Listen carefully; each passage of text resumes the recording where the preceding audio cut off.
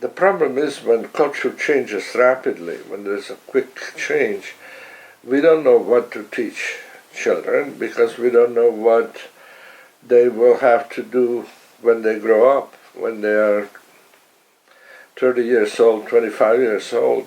They may need some completely different set of knowledge, of information. Then it is a big problem to not only in Korea, everywhere. It's computer can give you all the details and the facts and the information, but what to make, how to connect it, and how to use it, it's still something we have to teach, and we are not that good at it because we have segmented information into subjects like economics, history, physics, biology. They're all separate disciplines, and yet if you think about the future, these have to be considered together because economics depends on the protection of the air and the water, and which are questions that physicists and biologists and chemists know about.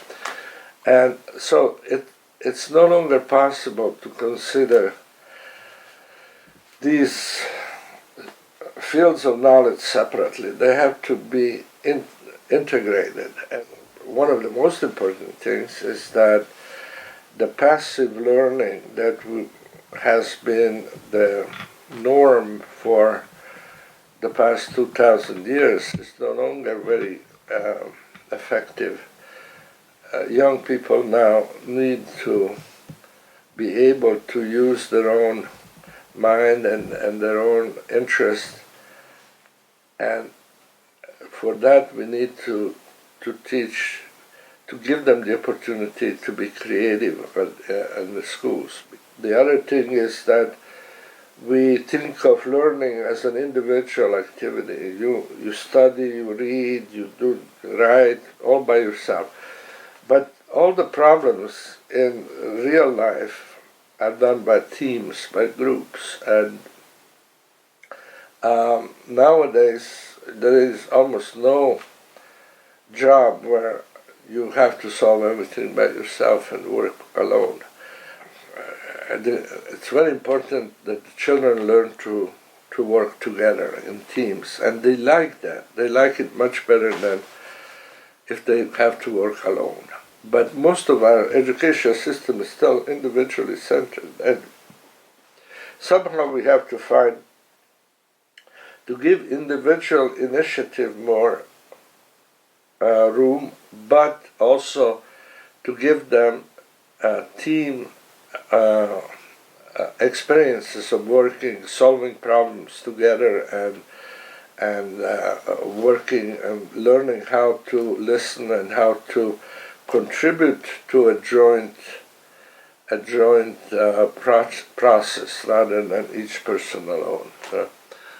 I think what I wish a leader would do, either in Korea or in America, would be to realize that the well-being of the country depends not so much on military or economic power, but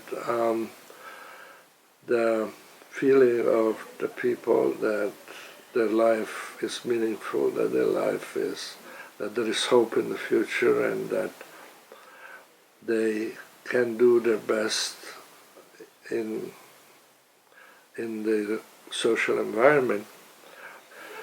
It's the big increasing gap between the rich and the poor, and which means that 90% of the people start losing hope. They say, "Well,